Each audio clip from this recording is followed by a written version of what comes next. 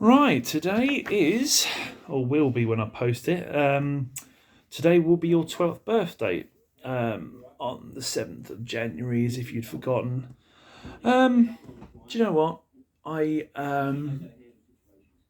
shared a photo taken about 8 years ago of when I went to Berlin, and I was told by two people how young I looked then, when I would have been about, 45 years old. Um, I think the general consensus is the stress I've been under with regards to um, losing you and all the issues with mum has basically aged me quite badly. Because I look like I've eaten a sofa, especially around the face, and yeah, a lot of lines. Um, yeah, anyway, so here we go. Here's the review of this share. It'll probably be a bit shorter than the usual ones, or it might not be, who knows.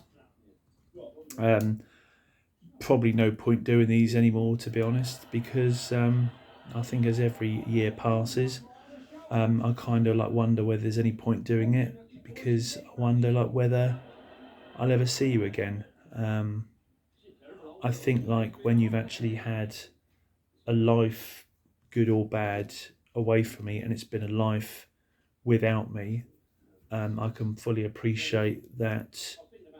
A case of like not opening Pandora's box and leaving things as they are. I mean, I'm not one of those people. I like all loose ends to be tied, but maybe I'm just a minority in the sense that sometimes it's better not to take massive risks and just leave things as they are, which would mean that I would be spending many, many years preparing for an event that never actually happens because it's not something you want. And whether I like it or not, that would have to be something I would respect, because you know you've managed quite well without me all this time.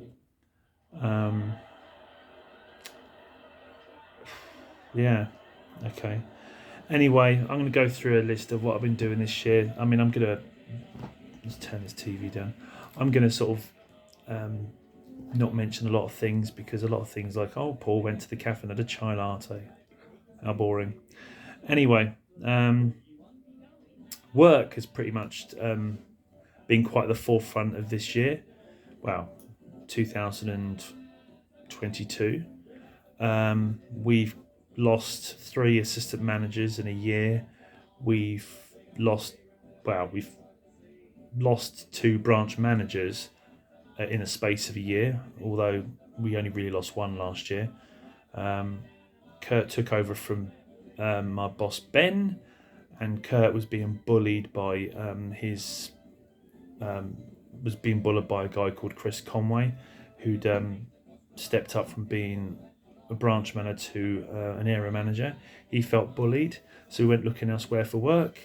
And although nothing actually went anywhere, one company, which is Aldi, remained interested in him.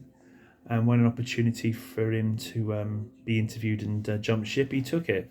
And then what happened was, is me and a guy called Lee emailed the regional manager saying that an awful lot of people are actually going to leave their jobs if Chris becomes our branch manager. He emailed me back saying, no, there's absolutely nothing to worry about. I'm sure Chris will turn it around. And then what happened? Kurt quit. Then the assistant manager, Rob, quit about, about just over a week later. And then the very next day, Taz and Lee was the other person who'd emailed, also quit. So we effectively lost four people in the space of less than a week and a half. And I think at that point, Chris got a bit paranoid and didn't want to be at our branch for fear that he'd have nobody to manage. So, yeah, we got rid of him. But since then, we've not been able to hold down staff. New people have come and those people have gone. One person got sacked and two people just quit. We took on two assistant managers to replace those that we lost. They quit in a matter of weeks. We got a Romanian manager called Christina. She's the person who's been recruiting all these people, with the exception of the assistant managers. Like I said, they've all gone. One new girl called Josie's not working out. She keeps bursting into tears or going home early. And she replaced the person that they sacked. So that's not going well. And I've heard that they're taking on someone else, and I've just found out she's got a history of thieving from other companies. So she'll probably be sacked the moment she arrives. So yeah, it's all fun and games. Yeah, the two assistant managers that we took on, they quit within weeks of starting, so it's a bit of a joke.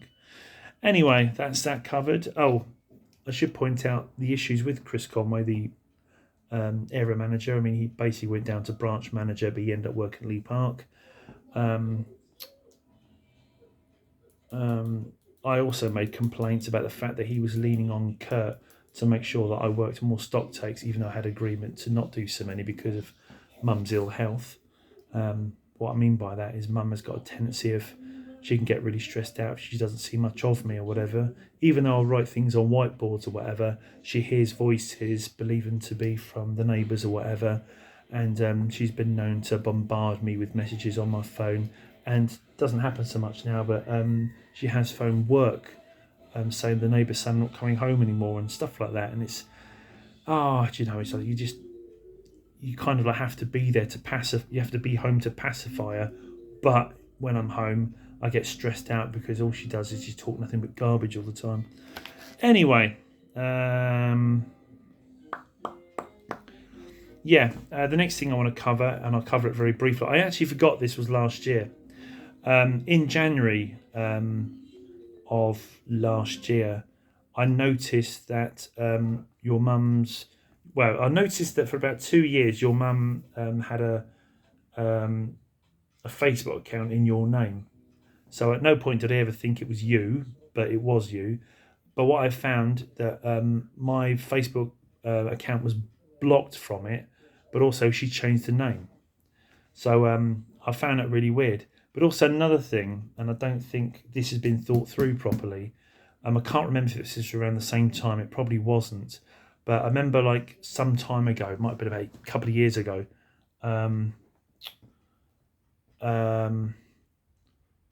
I think something popped up on my Facebook memories and it said that Sue Harney, and I've no idea who Sue Harney was. So, or where this Harney comes from. And you have to bear in mind, because I've been out of your mum's life for so long, I don't know that Harney is related to someone before I met her or sometime since. But I don't even know whether your mum is married. I don't know what the situation with you is. I don't even know if you've had a surname change. I literally have no idea. I don't even know if you're living at the same address. I should also let you know I have lost all your details. I mean, obviously I know where you live or lived, but my phone broke just over a year ago, and unfortunately all the phone contacts were, including all the text messages I had from your mother, they were stored on the phone, but not the SIM card. So when the SIM card changed over, I lost everything. So I'm afraid that is that. So if you ever move away, I've got no way of tracking you. Not that anything's put on your Facebook accounts to actually tell me anything anyway. So that's an interesting thing.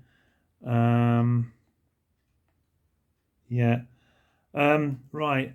Last year, Mum was put on this medication called Mementine. Now, I should point out, it's a bit confusing this why she's put on this. She was in hospital the previous Christmas, okay, and while she was there, they finally was able to give her a brain scan, but it didn't show up anything conclusive. There are various different types of dementias, and they think they've narrowed it down to 3 possible dementias, but because they're not sure which one it is, they can't take a risk of putting her on an antipsychotic drug. So they've played safe and put her on Mementine. Now, they've actually narrowed it down to 3 possibles. It's either vascular dementia that she has, mixed dementia, or Lewy bodies. Now, they've ruled out Alzheimer's. Not that particularly makes me feel any better, but so anyway, because they're not quite sure which version of dementia they got, they're playing safe in giving her Mementine, but every so often she has to take blood tests to make sure she's all right. So that's a bit that's a bit annoying. Anyway, as a way of escapism from getting away from mum, because I don't seem to enjoy holidays these days. I just seem to appreciate the break from mum, which is a bit annoying because it's like I don't feel that I can really enjoy. I don't feel I really enjoy anything these days. I was watching an old podcast that involved Ricky Gervais, and he was talking about a comedy that he created, which I think first got aired. I'm not quite sure. Would have been about, I don't know, 2019, maybe 2020. It was on Netflix, and the comedy was actually about the fact that it was called Afterlife, and it was actually about his life after his wife had died. And what actually happens is he basically watches an awful lot of videos on his laptop or whatever from his wife, just because it's the only contact he has now.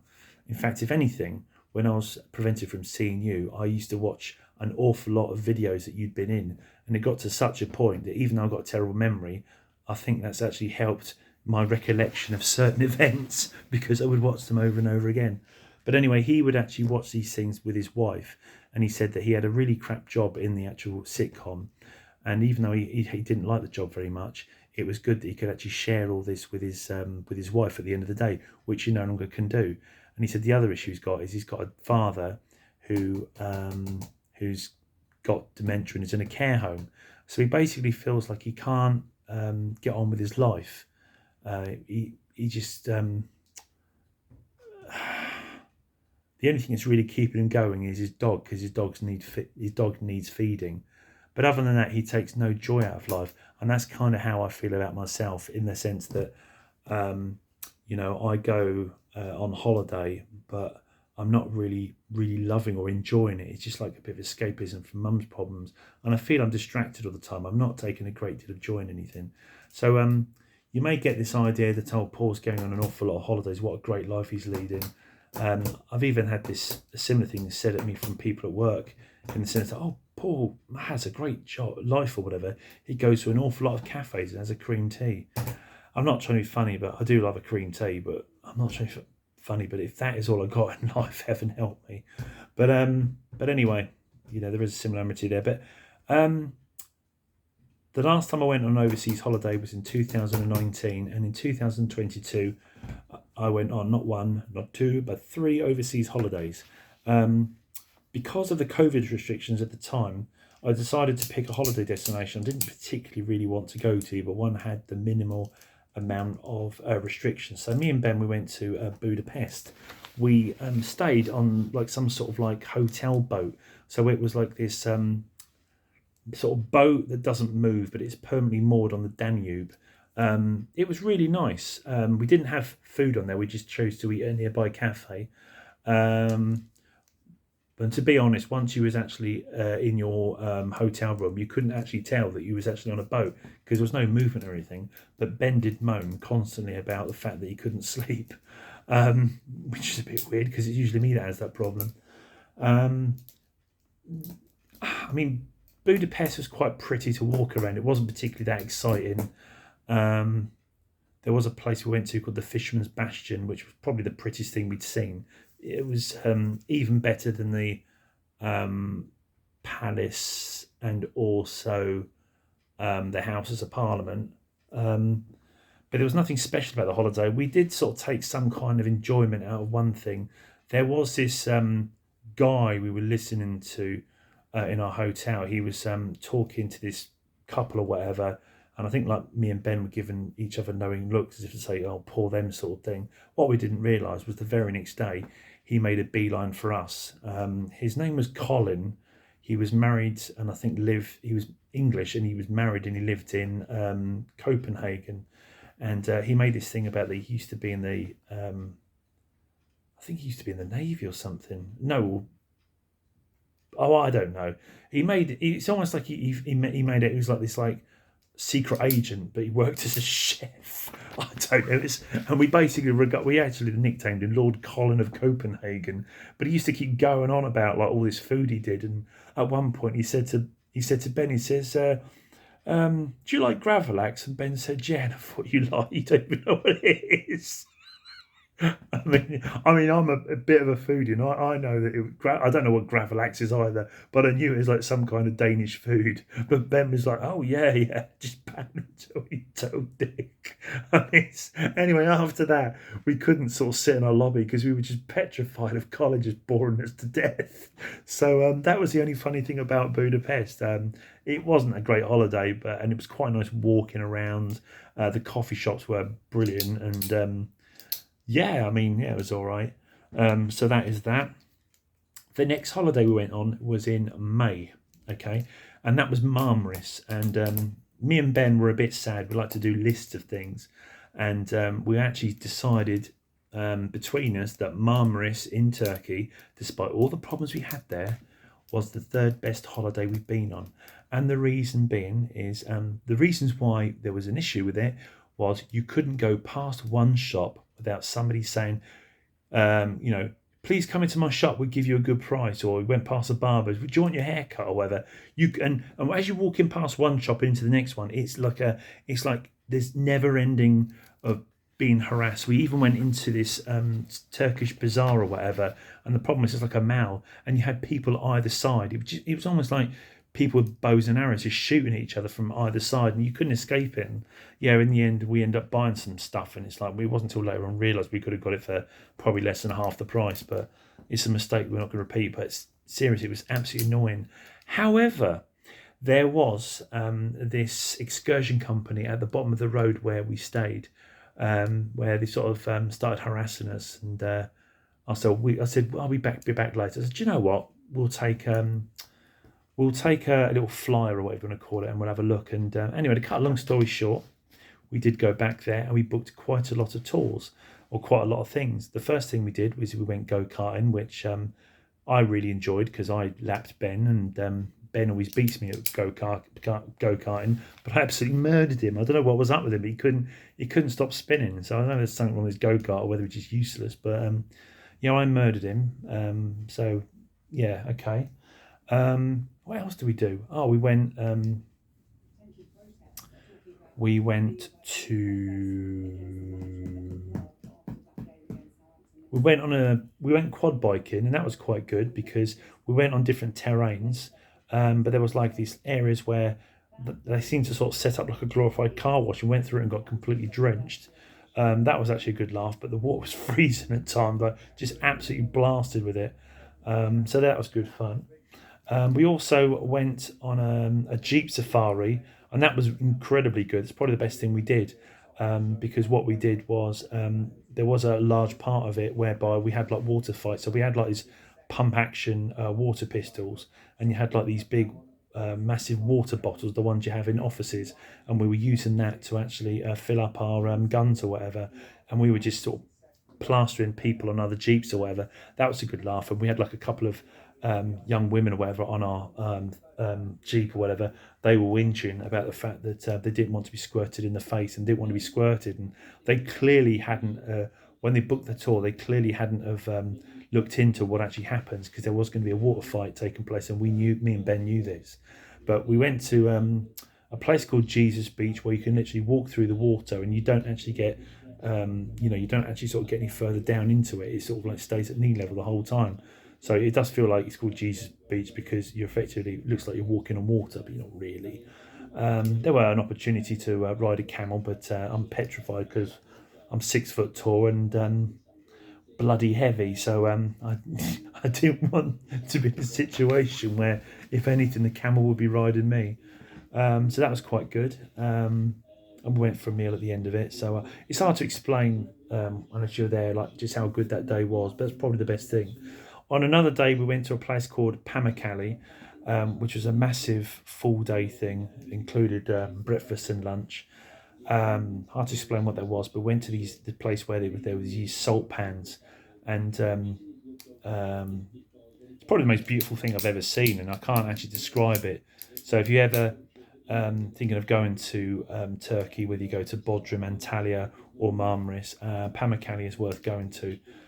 We really enjoyed it, and on the way back, they slight diversion where they took us into this place that made things out of onyx. And it's really weird. Like when you spend about 30 or 40 quid on an excursion, and then they're trying to sell you something for about £100. It's very, very bizarre. But I mean, that's not the worst of it, because the very last thing we did is they took us to this place which made their own leather, and then they started telling us that this was about 600, equivalent to 600 quid, now reduced to 300. I'm thinking, I paid £30 for an excursion, or 35 quid for an excursion. You're now trying to sell me a Turkish flippin' leather coat for about 300 quid, and it's fucking boiling outside. It's just bizarre. And they had this catwalk where this man and woman were walking up and down, and the woman looked like she'd been, I don't know, press ganged into doing it. It was quite, which is, I've never seen an apparent model look so bloody bored or so depressed. But yeah, okay. To be honest, maybe the leather coat was heavier than what she was. So yeah, that was quite interesting. I'm trying to think what else we did. We went for a massage, and that was like quite cheap, and that was quite nice. It took just over an hour. We quite enjoyed that, and it was like a proper. You're in a Turkish bath. You have a proper scrub down or whatever. They exfoliate your face or whatever. I don't think I've ever noticed my skin to be so soft. Clearly isn't now. Yeah, so that's about as far as I remember on that one. The last thing I do remember us doing was we on the last day we went for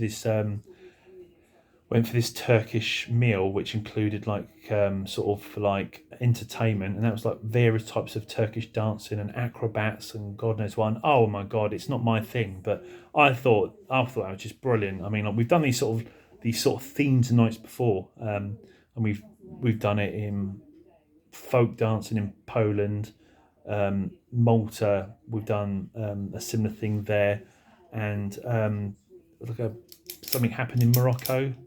And also in Tenerife as well. So these schemes can be very hit and miss, but I would say that this is by far the best of that sort of thing I've ever done. I can't really explain it, but it was such a good night, and me and Ben got up and danced, which Ben doesn't really like, but I usually con him into something. So yeah, that ended up being our third best holiday. However, when I came home, Mum had obviously been looked after by Audrey, and Audrey had a chest infection, which she gave to Mum, and that involved Mum being in hospital for about a month. She would have been out slightly earlier, but I refused to allow Mum to come home because the fact that I said that Mum was actually quite poorly and they were trying to send her home early. And I said, unless I can get carers in or whatever, because obviously, Mum wouldn't have done a lot of walking. I think she had a fall at the hospital or whatever. I said, unless like I can get carers in or whatever, she's not coming home. So I delayed her coming home. I mean, also she was quite frail when she went in, and she wasn't really much better when she came out.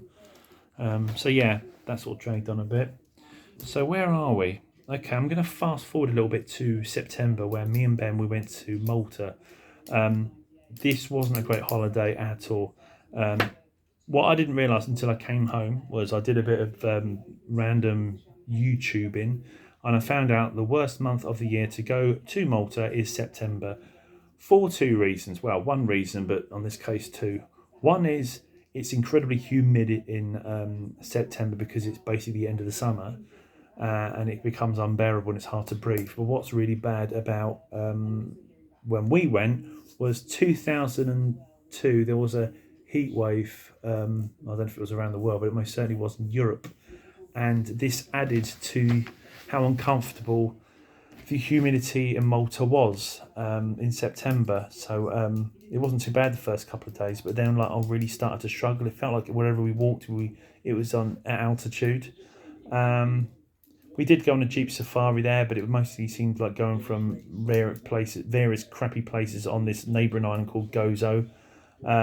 Just seemed like looking at churches, incredibly boring. I think we did go in a windmill, but yeah, not the greatest thing in the world, not our thing. We had food on there. Oh, there was also a powerboat that took us there and back, and although I hate water, I actually didn't mind that. I mean, other notable things. We did go on a um, uh, oh, what was it called? The Blue Caves? No, the Blue Lagoon. I think I can't. I'll have to speak to Ben. It might be called the Blue Lagoon, where we had to go on a boat to it or whatever. And obviously, it was like going up and down like that or whatever, which was really sort of like scaring me because I hate water. But I then started talking to this Canadian bloke next to me or whatever, and I focused on him, and that seemed to be all right. Coming back, I was absolutely fine, but going there, I was a bit scared. I just don't like the movement of a boat. But that was actually quite nice. I can't remember the name of it. It began with M. Can't remember the name of it. Began with M, and I can't remember it, but that wasn't actually bad. But then after that, we also went to a place called Popeye Island, which Popeye Island is actually filmed on the set of where a 1980 film called Popeye was set, starring the now deceased Robin Williams. The film apparently was absolutely terrible, but it has been looked after and preserved, this Popeye Island or whatever, and it was really nice there. We really did like that, but then it never really picked up after that. The weather was just so hot, it was so humid, and the only saving grace I think from the rest of the holiday was, I think on the last day or so that we were there, we went to this place where it was like authentic Maltese food, and there was some dancing, and the rather weird thing is we were sat on this large table with two French people who couldn't speak English, and a oh god, where does she come from? A Polish woman called Anieta, with her Irish husband called Ken, and they were from Kerry. I can't remember where they were from, but they were somewhere in Republic of Ireland. They were a lovely couple, and apparently they were celebrating their anniversary or something, and they got like those two from our table and two people from another table to go onto the dance floor and dance, and then they started playing. Um, um, John Travolta and Newton John's "You're the One at the One." So they started singing that, but then what happened was Ken had to dance with the woman from the other table, and he just looked at her and thought, "Well, you're clearly not the one I want," and he just stood there, sort of, like just totally confused. Me and Ben were just wetting ourselves. It was the funniest thing that we probably had seen all year. His just reaction, looking so confused. I mean, yeah, and Yetta wasn't that bothered, but Ken just seemed completely confused by it. But and I should point out that while we were there, because I said we'd had Maltese cuisine, we had a choice of three main meals while we were there. One of I think was like seafood, which I won't eat. Another one was rabbit, and the other one was horse stew, and I ate it. And if someone had told me it was beef, I wouldn't know any different. But it was all right. But anyway, that is enough of Malta. Right, that was in September. Now I'm going to wind back to. I was going to mention that I went to Isle of Wight in July, but there's nothing special there that happened. October, me and Ben went to London overnight, and it is believed that is where I got COVID. So I managed to escape from it for about 2.5 years, and it got me in October of 2022. And even worse than that, I passed it on to Mum, and Mum basically spent best part of nearly a month in bed. I mean, I've hardly taken her shopping. No word of a lie, I've taken her shopping twice since she got COVID in October, because either she's either been in bed when I've been available, or I've been at work when she's available, and she's not really been available that much. So yeah, I've only taken her shopping twice. It's not ideal, is it? She's not been great since she had it. She's feeling a bit better now, but her sleeping patterns are all over the place. Like, she doesn't seem to know whether it's nighttime or daytime. So like, there have been times when on one time Ben was staying over, and she basically opened my bedroom door and said, "Why are you still in bed?" I went, "Because it's 3 o'clock in the morning." Fuck off. So that's that. Now, this is a bit weird. November, I went to Bristol with Joanne and Ben, and we went to Bath, and I went to Cardiff. Um, that was a bit strange for me, sort of like arriving in Cardiff. We were only there for a few hours, but Cardiff, like listen to all those Welsh people. It's the first time I've been in Wales for about 5.5 years. Um, I mean, like it. I think like I got it out of my system to a certain degree, in the sense that because I always wondered about coming up to Wales, knowing full well that it wouldn't achieve anything. Like I kind of thought that if I ever sort of like tried to get to see you or whatever, depending what the circumstances was, I wouldn't be surprised if your mum just decided to move and I'd never find out where you were. So in some respects, it's probably better if I don't come and see you, just so you stay where you are. But then you might be living somewhere else anyway. I don't know. But I'm not going to lie, I still do. I think like if I'm ever going to come to Barry and I don't know, do a bit of spying, I think I'm likely to do that when Mum's passed away. I just don't have the mental energy because of all Mum's issues with dementia. I just don't have all the mental energy to do both. I just like it's one or the other for me. And plus, I'm getting bloody far too old and slow. Um, so yeah, Bristol, Bath, and Cardiff. Yeah, it was all right, not too bad. However, I fell out with Ben just after that, and the reason I fell out with Ben is because in 2019 I stopped being a friend of Diana. This was all due to some comments she made, one that involved mentioning you that pissed me off, which I won't go into, and that involved me stop being her friend completely. Now, at the time, Martina, our friend, had actually moved on. So at the time, it was just like me, Ben, and Diana. So when I had to walk away from what I considered to be a very toxic relationship, all I had in my life really was Ben, and I was quite run down and depressed. I had no motivation for doing anything. So leaving Diana and her meetup group, which I was really into at the time, I mean, I was quite run down for months. So anyway, I always suspected that Diana was obsessed with Ben, and Diana is actually a married woman, and Ben's been sleeping with her. So yes, I was aware that. I sort of did say to Ben, well, if you're going to sleep with her, I said, you need to make this as brief as possible because you know that she's obsessed with you and this could get a bit messy. You also know that if this continues too long, I'm going to struggle to deal with this because of the manner in which I was shafted, in the sense I felt that I had to leave my friendship with Diana because of the reasons why, you know, because I believe that she actually wants to sleep with you. So the longer you two are carrying on, the harder it is going to be for me. So I did give Ben an ultimatum that if this didn't end quickly, and this carried on until the new year, then I could see us falling out and stop being friends. Basically, I've only ever fallen out with Ben once before, and that was over Diana. And I fell out with him this time. I actually said I wanted a break from him for several months. Meanwhile, Joanne was trying to sort things out or whatever, but I wasn't really that keen. But I agreed to go and meet Ben 2 days before Christmas, partly because I had a load of presents, and also because his mum had sent me a card and I had presents or whatever. So I kind of thought, well, I'd better sort that out. But I made it clear to Ben. I says, if this doesn't end soon or whatever, then we don't have a clean slate. So I should point out that is still not resolved. I mean, like I said, at the moment, it is getting on for 11 o'clock at night on the 6th of January, and that is still not resolved.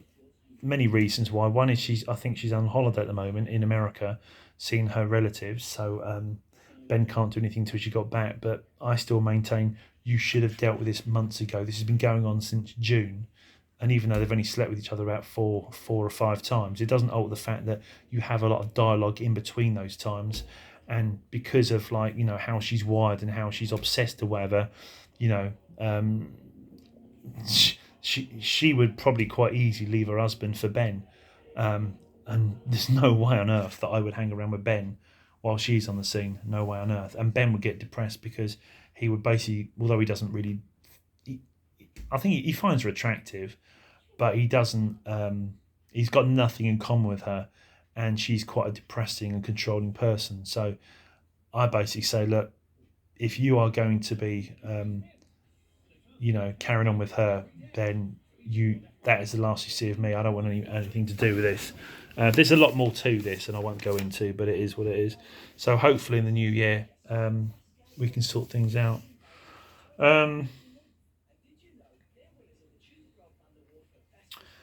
Right, Christmas and New Year wasn't great. Christmas Day, I should point out I had 3 different offers to do something on Christmas Day, but I had to say no to all of them because I had to be with my mum. On Christmas Day, Mum decides to have a duvet day, so there's me cooking to Christmas dinner. No idea if or when she's coming downstairs. She doesn't come downstairs until about 3 o'clock when I keep pestering her, and then when she comes down, she decides to have breakfast at 3 o'clock in the afternoon, which means I've got to delay when I'm serving dinner. Anyway, to cut a long story, this is the quickest I've ever opened presents in my entire life. I can't even remember who bought me what because I just wanted to get the thing over and done with. Partly because I was cooking at the time, but other things I just was fed up with the day. And I've made a joke to a lot of customers. I've told them this story. I said that during the day I was bored out of my brains and I was watching reruns of a 90s, 70s detective show called Columbo, where I said I think I was getting ideas of how to bump my mother off. Anyway, New Year's Eve was an interesting thing. I did go out with Ben and Joe, but during the evening, when after Joe had gone, Mum had actually phoned me on 2 occasions, saying she keeps on hearing that I'm not coming back. I said, no, I am coming back, but I don't think I'll be back till early in the morning because it's New Year's Eve. And I told her this, and I wrote all this down on a whiteboard and whatever, and that was it.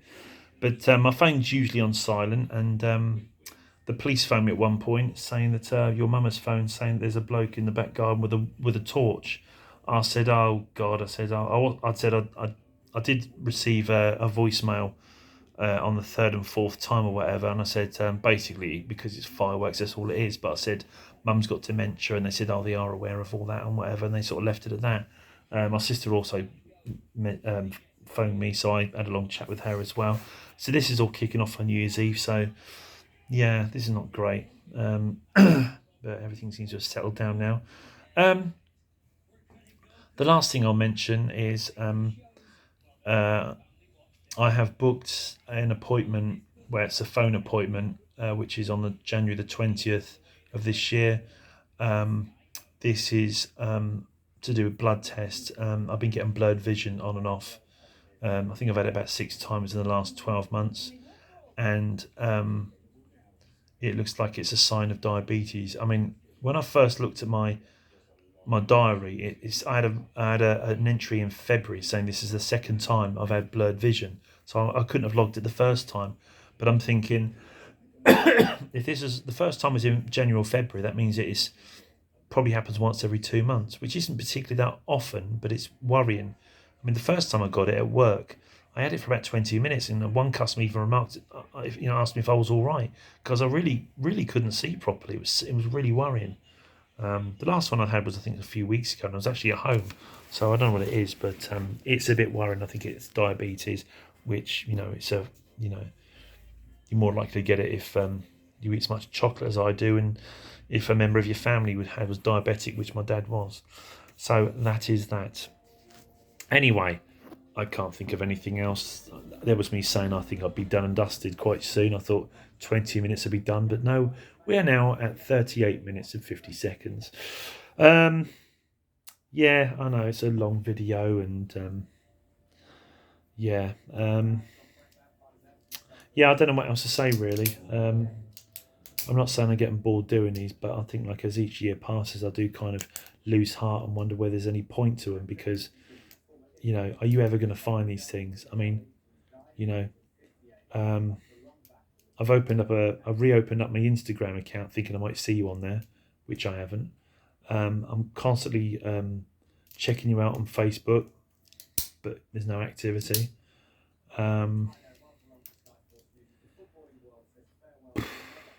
Not ideal, is it really?